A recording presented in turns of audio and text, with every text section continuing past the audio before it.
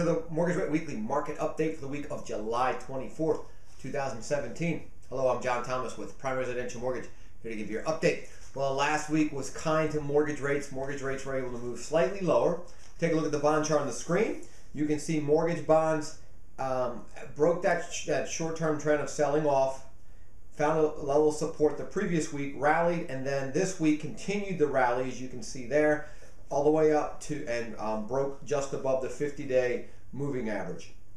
Now we're right at a point where they could keep rallying, or if they fall below that 50-day moving average, they could then switch and sell off again. So right now we're right at that point of resistance. We're just above it. We're looking for the bonds to close again above the 50-day moving average, and then that could be a floor of support, and they could move higher.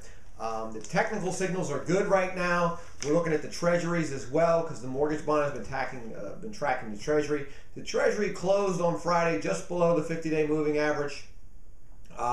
If it closes above that at the 2.25% yield on the treasury, that would be bad news for mortgage bonds, because then they may slip and start moving rates higher. So we're hoping the treasuries can stay below the 50-day moving average and keep driving that yield down, which will drive the yield down on the mortgage bonds. So with all that in mind, with the technicals and the treasury just below the 50-day moving average, mortgage bonds breaking above their 50-day moving average, we're going to go ahead and recommend carefully floating your mortgage rate to start the week to see if bonds can continue to rally from here and move interest rates lower. Now, if the bonds break below the 50-day moving average, we would quickly switch to a locking stance, or if the treasury closes above their 50-day moving average, that could be a bad sign, and switch to technicals. So we'll keep an eye on that, but you can start the week carefully floating. Now, in economic news, last week the ECB president Mario Draghi left interest rates unchanged in the European Union in their meeting last week, and he looked to September as to when he may announce unwinding their balance sheet. So the European Union mirrored what we did here in the U.S. They've been buying assets. The assets are on the European Union's balance sheet. So they're looking, we said we're going to start unwinding our balance sheet. So now we're looking to September for him to announce for the European Union to start unwinding theirs to coincide with our efforts. So both of us and them did quantitative easing. Now we're both talking about what is quantitative tightening.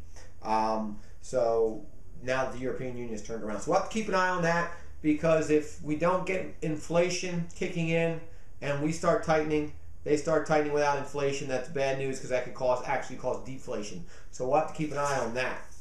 Then we saw weekly initial jobless claims come out on Thursday. They dropped 15,000 claims to 233,000 claims for the week.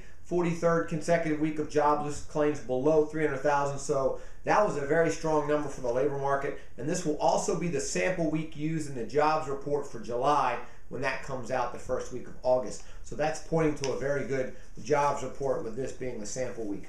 Now, in housing news, new construction. Building permits for June 2017 rose 7.4% from May of 2017 to an annual rate of 1.254 million units.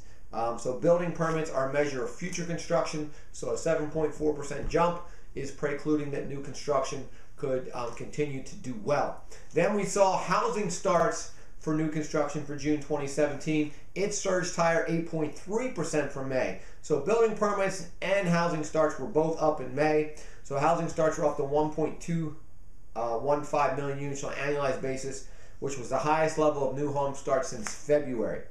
Housing starts measure the number of new homes that builders have actually started constructing on, and so that's going to portend to the actual closings, 4 to 8 months from now, typical build time.